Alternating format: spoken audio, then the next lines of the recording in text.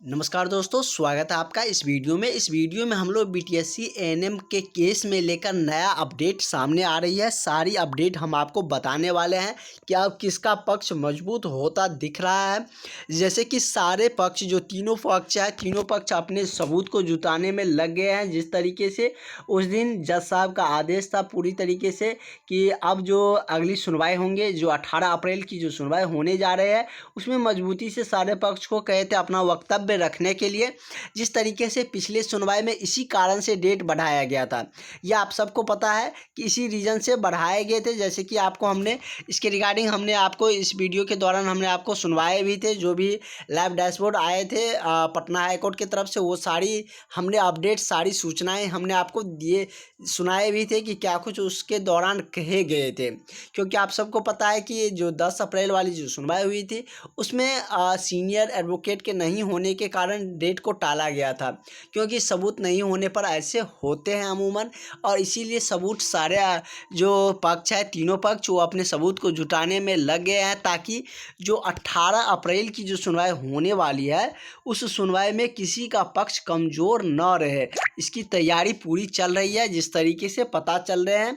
और वही यदि हम बात करें कि और भी जो केसेस इसमें ऐड किए गए हैं, जैसे कि इसमें CWJC नंबर आप देख सकते हैं, जो संविदा कर्मी वाले थे जिनके द्वारा केस फाइल किया गया था, जिसका आप ये अलग से है जो कि 23 में जो फाइल किए गए थे। ये इन केस के रिगार्डिंग फिर से एक LPA केस दर्ज किया गया है। जैसे कि आप देख सकते हैं, letters patent appeal LPA case, जो कि ये जो LPA केस किया गया है, वो बिहार टेक्निकल सर्विस कमीशन मतलब कि BTSC के द्वारा किया गया है। जो आपका आयोग है BTSC, इनके द्वारा किए गए हैं। और इसके पिटिशनर नेम आप देख सकते हैं कि इसका रीपिटिशनर जो नेम है, क्योंकि इसके लिए रीपिटिशनर हो जाएंगे क्योंकि इस पर LPA केस फाइल किया गया है। तो रीपिटिशनर आरती कुमारी है। इससे पहले जो केस चल रहे थे, जो कि LPA 269 की हम बात करें, तो उसमें 269 तो क्वालिफाई वाले अभ्यर्थी ने किए हैं।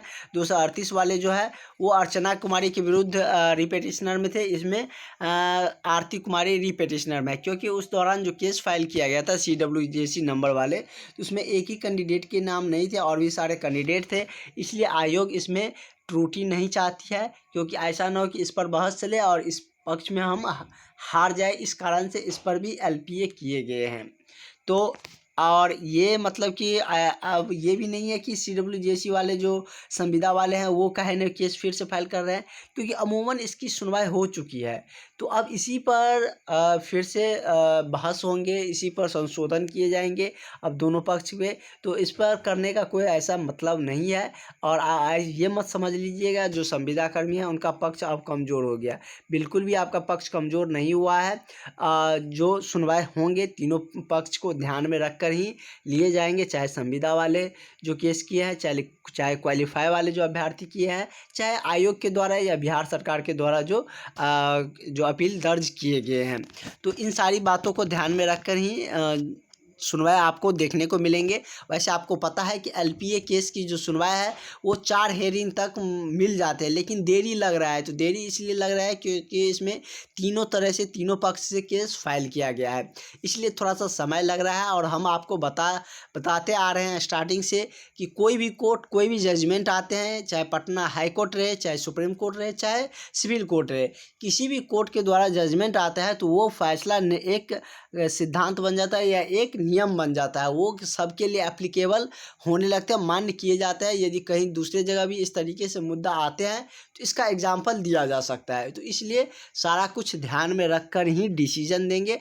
ऐसा नहीं कि आपको आपकी जल्दबाजी के लिए कुछ भी सुना देंगे, क्योंकि आपको जल्दबाजी है, लेकिन उन्हें जल्दबाजी की मतलब आवश्यकता ही नहीं है। क्योंकि आप कोर्ट में गया है तो उसके लिए आपको धैर्य रखने पड़ेंगे, इंतज़ार करना पड़ेगा, तभी आपको इसके रिगार्डिंग आपको सारी जो जीत या क्या कुछ किसके पक्ष में क्या जाते हैं वो आपको देखने को मिलेंगे। वैसे 18 अप्रैल को आप लोग इंतज़ार करिए, अब ज़्यादा दिन है नहीं।